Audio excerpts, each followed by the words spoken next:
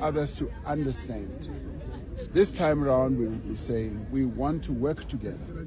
Work with us, and I'm rather pleased that President Mahama of Ghana has been saying he would like to make a call on other African countries to work with South Africa.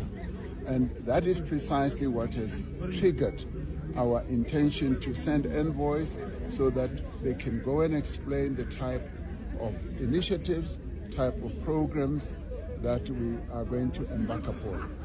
Because in the end, this is an African problem. It's not only a South African problem. We are all involved in this. There's various countries on the continent that experience precisely what we are going through.